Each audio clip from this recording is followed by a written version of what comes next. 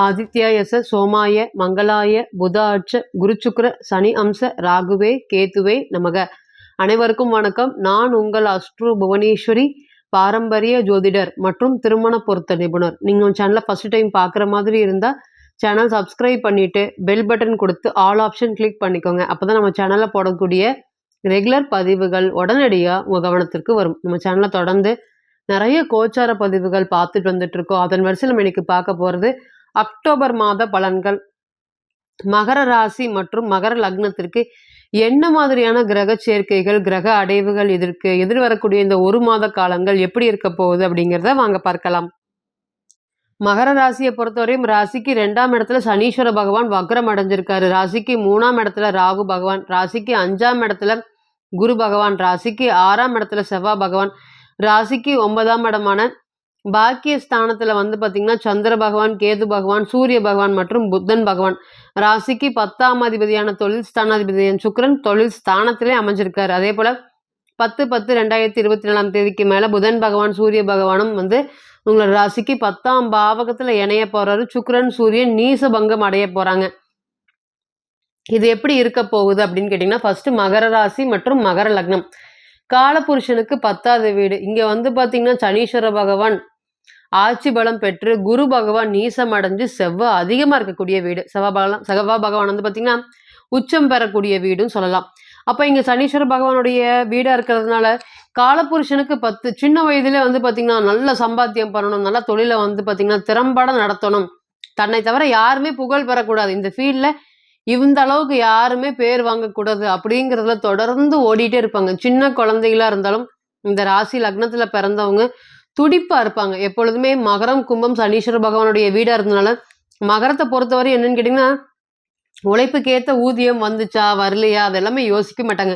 உழைப்பு அப்படிங்கிறது 100% கொடுப்பாங்க. இந்த செல்ஃபிஷ் அப்படிங்கிறது பாத்தீங்கன்னா மகரத்துக்கிட்ட துளியுமே இருக்காது. அதனாலேயே யதார்த்த மனப்பான்மையிலேயே வாழ்க்கையை ஃபுல்லா ஓட்டிடுவாங்க. நல்லா பாத்தீங்கன்னா நல்லா சம்பாரிச்சிருப்பாங்க. இந்த 20 to 35 வயசுலேயே வாழ்க்கையில செட்டில் ஆகணும் அப்படிங்கிற எண்ணத்தை அதிகபட்சமா சனி பகவான் கொடுப்பாரு. அதே போல ராசிக்கு 7ஆம் இடம் சந்திரன் விட வரதுனால கடகத்திற்கு இணையான தாய் அன்பு மகரத்துக்கிட்ட இருக்கு. கடைசி குழந்தையா பிறந்திருந்தாலும், 2வது குழந்தையா பிறந்திருந்தாலும், மூத்த குழந்தையா பிறந்திருந்தாலும், பெண்ணா பிறந்திருந்தாலுமே அந்த குடும்பத்தை கட்டுக்கோப்பாக எல்லோருக்கும் செய்ய வேண்டிய செலவையும் ஏத்துக்கிட்டு சின்ன வயதுல பாத்தீங்கன்னா சம்பாதிக்கிற காலத்திலே அக்காவுக்கு கல்யாணம் பண்றது, தங்கச்சிக்கு கல்யாணம் பண்றது, தங்கச்சிக்கு கல்யாணம் பண்ணி வச்சுட்டு நம்ம பண்ணிக்கிறது, அல்லது அவங்களுடைய பொருளாதாரத்துக்கு நீங்க என்ன தொழில் பண்ணிட்டு இருக்கோ அதே தங்கச்சிக்கு சொல்லி கொடுக்கறது, தங்கச்சி வீட்டுக்காருக்கும் சொல்லி கொடுத்து பொருளாதாரத்துல ஒரு ஏற்ற நிலைக்கு கொண்டு வர்றது, இது எல்லாமே இந்த ஹெல்பிங் அப்படிங்கிறது பாத்தீங்கன்னா மகரத்துக்கு ரொம்பவே அதிகமா இருக்கு. அதுக்கேற்ற வருமானம் வந்துச்சா அப்படிங்கிறதெல்லாம் அவங்க யோசிக்கவே மாட்டாங்க, கவலைப்படவே மாட்டாங்க. எப்பொழுதுமே ஒரு நிலை பாராம மற்றவங்களோடய சேர்ந்து பயணிக்கக்கூடிய ராசி மகரம். அந்த மாதிரி இருக்கக்கூடிய நபர்களை கிரக சேர்க்கைகள்லாம் அவ்வளோக்கா நல்லா இருக்கா அப்படின்னு கேட்டிங்கன்னா நல்லா இல்லை. பொதுவாகவே பாத்தீங்கன்னா ராசிக்கு 2ஆம் அதிபதி சனீஸ்வர பகவான் ராசிக்கு 2ஆம் இடத்துல வக்ரம் அடைஞ்சிருக்காரு. சனீஸ்வர பகவான் 4ஆம் இடத்தை பார்த்து கசப்பு அப்படிங்கிறது பாத்தீங்கன்னா 3ஆம் பார்வையாக பார்க்கறது. குரு பகவான் அந்த இடத்துல இருந்த வரையும் பாத்தீங்கன்னா உழைப்புக்கேற்ற ஊதியம் நிச்சயமா வந்துட்டு இருந்தது. ஆனா இன்னைக்கு பாத்தீங்கன்னா ராசிக்கு 3ஆம் இடத்துல ராகு பகவான், ராசிக்கு 2ஆம் பாவாதிபதி வக்ரம். எப்பொழுதெல்லாம் 2ஆம் அதிபதி வக்ரம் ஆறாரோ அப்பெல்லாம் நமக்கு பொருளாதார தட்டுப்பாடுகள், கடன் சுமைகள் ரொம்ப அதிகமா இருக்குங்க. கடனை கட்டுக்குள்ள வைக்கணும்னு நினைப்போம், ஆனா கட்டுக்குள்ள வைக்கவே முடியாது. எந்த ஒரு விஷயத்தையுமே நம்ம செஞ்சு முடிக்கிற வரையும் கடைசி வரையும் இந்த பணம் வரும் வராது அப்படிங்கிற மாதிரி ஒரு நிலையில்லாத தன்மையை ஏற்படுத்தி கொடுக்கும். எப்பொழுது யாருக்கிட்டையுமே நம்ம 2ஆம் அதிபதி வக்ரம் அடைஞ்சாலுமே, பிறந்த கால ஜாதகத்துல வக்ரமா இருந்தாலும், கோச்சாரத்துல வக்ரமா இருந்தாலும் நம்ம கொடுத்த பணத்தை திரும்பி வாங்கவே முடியாதுன்னு பாத்துக்கோங்களேன். அது கம்மி பணமா இருந்தாலும் சரி, பெரிய பணமா இருந்தாலும் சரி, நம்ம சொந்தக்காரங்க கிட்ட கொடுத்து ஏமாந்தாலும், அதுக்கு மீறி வட்டி கொடுத்திருந்தாலும் இந்த நேரத்துல கராரா இருப்பாங்க. நீங்க யாருக்கிட்டையாவது வாங்கி கொடுத்திருந்தாலுமே அந்த பணத்தை திருப்பி வாங்க முடியுமா அப்படின்னு கேட்டீங்கன்னா வாங்க முடியாது. நடையா நடந்து சாகணும். அப்பொழுது மட்டும்தான் அந்த பணத்தை உங்களால திரும்பி பெறும். அந்த மாதிரி பணம் சம்பந்தப்பட்ட பிரச்சனையில கடுமையான மன உளைச்சல். நிறைய கிரகங்கள் 9ஆம் இடமான பாக்கியஸ்தானத்துல இருக்காங்க. அப்ப என்ன, அப்பா நல்லா இருப்பாரு. உங்களுடைய அப்பா சொத்து சொகுத்தோட இல்ல பாத்தீங்கன்னா என்ன வச்சிருக்கிறோமோ அதை வச்சுட்டு சந்தோஷமா சிறப்பா வாழ்ந்துட்டு இருப்பாரு. நீங்க கஷ்டப்படுற ராசியாதிபதியான நீங்க கஷ்டப்பட்டுட்டு இருப்பாரு, அப்பா சந்தோஷமா இருப்பாங்க. அப்பா வருத்தப்பட்டு இருக்கும்போது நீங்க சந்தோஷமா இருந்திருப்பீங்க. இந்த மாதிரி மாறி மாறி நடந்து வந்துட்டு இருக்கா அப்படின்னு கேட்டீங்கன்னா கண்டிப்பா வந்துட்டு இருக்கு. மகரத்தை பொறுத்தவரையும் இப்ப 7.5 சனி இல்லைன்னு சொன்னாலுமே அந்த அளவுக்கு மன உளைச்சல் இப்பவும் இருக்குங்க அப்படின்னு சொல்ற அளவுக்கு மன உளைச்சல்கள் போயிட்டு இருக்கு. சுத்தியும் பார்த்தீங்கன்னா, எல்லார் மத்தியிலயுமே நெறைய கெட்ட பெயர்களும் மகரத்துக்கு ஏற்பட்டுருச்சுங்க. செல்ஃபிஷ் அப்படிங்கிறது கடைசி வரையும் நான் செல்ஃபிஷாவே இருந்திருக்கலாமோ! நான் வந்து இந்த மாதிரி இருக்கிறது தான் இப்ப வந்து எல்லாத்துக்கும் பிரச்சனை அப்படின்னு சொல்ற அளவுக்கு வந்து பார்த்தீங்கன்னா, நெறைய விஷயங்கள் நான் குணத்த மாத்திக்கணும் அப்படின்னே இப்பலாம் பேசுவாங்களா அப்படின்னு கேட்டீங்கன்னா, அப்படிதான் பேசுவாங்க. மன உளைச்சல்கள கடுமையாக இருக்குதா அப்படின்னு கேட்டீங்கன்னா இருக்கு. ஏன்னா நல்லா பாருங்க, ராகு கேதுக்கு நடுவுல ஒரு கோடு போட்டுக்கோங்க. செவ்வாய் மட்டும் தான் தனிச்சு நிற்காரு. மத்த எல்லாருமே ராசிக்கு உள்ளேயே இருக்கிறதுனால இது என்னத்த சொல்ல வருது அப்படின்னு கேட்டீங்கன்னா, உங்கள விட்டு ஒரு பொருள் வெளியேறுவதை குறிக்குது. செவ்வாய் அப்படிங்கிறது இடத்துக்கான காரக கிரகம். அப்போ உங்களோட ராசிக்கு 4ஆம் அதிபதி கூட. அப்ப ஏதாவது ஒரு இடம் உங்கள விட்டு வெளிய போறதுக்கு கடுமையாக நீங்க போராடி தக்க வச்சுக்கிறதுக்காக போராடுறது, இது எல்லாமே இப்ப நடந்துட்டு இருக்கா அப்படின்னு கேட்டீங்கன்னா, நடந்துட்டு இருக்கு. இந்த கோச்சாரத்துல இனி வரக்கூடிய நல்ல விதமான பலன்கள் எப்படி இருக்கும்? முதல்ல வந்து பார்த்தீங்கன்னா, தொழில் ஸ்தானாதிபதி தொழில் ஸ்தானத்துக்கு வராரு. வருடத்துக்கு ஒரு முறை மட்டுமே வருவாரு சுக்கிர பகவான். அல்லது 10ஆம் பாடத்த வந்து பார்த்தீங்கன்னா, பார்வை செய்வாரு. எப்ப பார்வை செய்வாரு? மேஷத்துக்கு சுக்கிரன் போனா, தன்னுடைய 7ஆம் பார்வைய தன்னோட வீட்ட தான் பார்ப்பாரு. இப்ப வந்து இந்த ராசிய பொறுத்தவரையும் மாத கிரக கோளாக சுக்கிர பகவான் தொழில் ஸ்தானாதிபதியா வர்றது, நெறைய சந்தர்ப்பம் வருது வாழ்க்கையில. என்னால பயன்படுத்த முடியாம போயிருது. கதவ தட்டி கூட, "இங்க வேலை இருக்கு. இந்த தொழில் நீ வந்து பண்ணிக்கலாம். இதை நீயே பார்த்துக்கோ" அப்படிங்கிற வந்துருக்கு. அசால்ட்டா நான் வந்து பார்த்தீங்கன்னா, சில பழக்கவழக்கங்களால நான் வந்து அதை சரியா பார்த்துக்க முடியாம, கவனிக்க முடியாம போயிருச்சு. அதனால இன்னைக்கு எல்லாருமே நான் வேண்டான்னு சொன்னது தொழில் எல்லாமே இன்னைக்கு டாப்ல போயிட்டுருக்கு. ஆனா, நான் விருப்பப்பட்டு ஏத்துக்கிட்ட தொழில் வந்து பார்த்தீங்கன்னா, என்னைய முடிச்சுடுற அளவுக்கு போயிருச்சு. இனிமேல் வந்து பார்த்தீங்கன்னா, என்னுடைய அண்ணனோடையோ, அக்காவோடையோ சேர்ந்து தொழில் பண்ணலாமா? அவங்க மறுபடியும் என்னைய கூப்பிட்டுருக்காங்க. அவங்கனால என்னுடைய வாழ்க்கை தரம் உயருமா? அப்படின்னு கேட்கக்கூடிய நபர்களுக்கு நிச்சயமா இந்த கோச்சார காலங்கள் தொழில் ஸ்தானாதிபதி தொழில் ஸ்தானத்துல இருக்கு.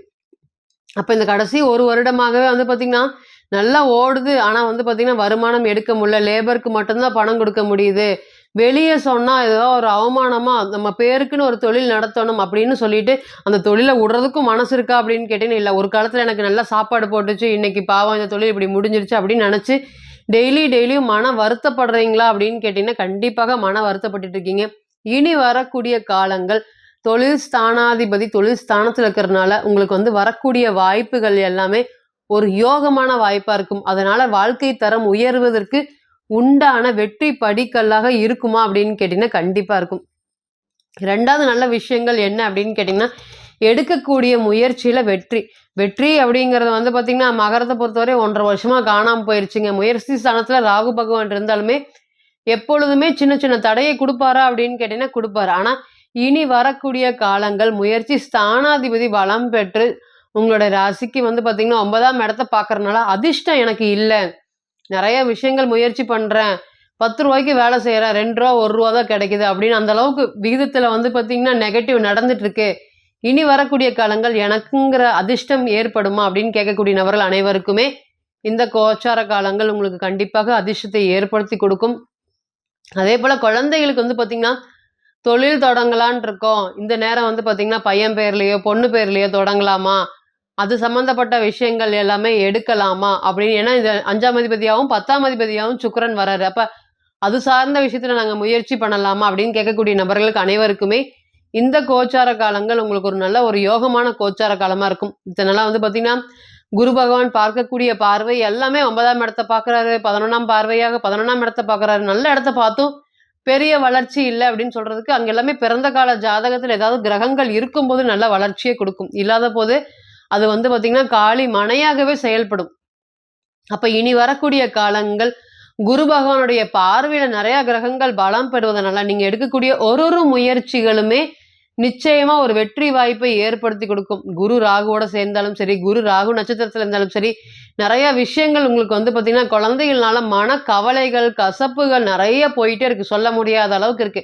நான் வந்து பார்த்தீங்கன்னா, அந்த பையன் பெருசானோனே எங்களை பார்த்துக்குவான்னு நெனச்சேன். அல்லது என்னுடைய பொண்ணுக்கு, பையனுக்காக உயர விட்டு பார்த்தேன். இன்னைக்கு வந்து ஒரு சின்ன காசுக்குமே வந்து எங்களை கணக்கு பார்க்குறாங்க. அல்லது நல்லா படிக்க வச்சிருக்கோம், வேலைக்கு போக மாட்டேங்கிறாங்க. அப்படிங்கிற மாரி தொடர்ந்து மன வலி குடுத்துட்டு இருந்த உங்களுக்கு, இனி வரக்கூடிய காலங்கள் குழந்தைகளால இருக்கக்கூடிய மன வலி இதெல்லாமே குறையுமா படிப்படியா அப்படின்னு கேட்டீங்கன்னா, கண்டிப்பாக குறையும். தான் பட்ட கஷ்டங்கள் மத்தவங்களுக்கு புரிய வைக்காம, மத்தவங்களுக்கு சொல்லாம, யாருக்கும் எந்த கஷ்டம் குடுக்காம, தன்னுடைய கஷ்டத்த மனசுலயே போட்டு வருத்தி கொண்டுட்டு இருந்த மகரம் ராசிக்கு, இனி வரக்கூடிய நாட்கள் அனைத்துமே ஒரு உற்சாகமான நாட்களாக இருக்குமா அப்படின்னு கேட்டீங்கன்னா கண்டிப்பாக இருக்கும். கொடுத்த இடத்துல வந்து பார்த்தீங்கன்னா, கடனை திருப்பி வசூலிக்கக்கூடிய காலமாகவும் வந்துருச்சா அப்படின்னு கேட்டீங்கன்னா, கண்டிப்பாக வந்திருக்கு. அதேபோல எதிரிகளுடைய தொல்லையும் இனி படிப்படியாக குறையுமா அப்படின்னு கேட்டீங்கன்னா, கண்டிப்பாக படிப்படியாக குறையும். இப்ப நீங்க கேட்டு செஞ்சுட்டு இருந்த அனைத்துமே கோச்சார பலன்கள் தான். 40லிருந்து 60% மட்டுமே பொருந்தும். தனிப்பட்ட ஜாதகத்தை நம்ம எடுத்து தசாபுத்தி நடப்பு அந்தரம் கணிக்கும்போது, கிரகம் பெற்ற பலம், பலவீனம் அடிப்படையில பலன்கள் கூடவோ, குறையவோ செய்யும் அப்படிங்கிறதுல ஒருபோதும் மாற்றம் இல்லைங்க. தனிப்பட்ட ஜாதகத்தை நீங்க ஆலோசனை பண்ண விருப்பப்பட்டா, கீழ இருக்கக்கூடிய இந்த நம்பருக்கு கான்டாக்ட் பண்ணுங்க. நான் வணங்கக்கூடிய நரசிம்மர் உங்க எல்லோருக்குமே நல்ல வளமான வாழ்க்கையை ஏற்படுத்தி தர நான் நிச்சயமா பிரார்த்தனை பண்ணிக்கிறேன்.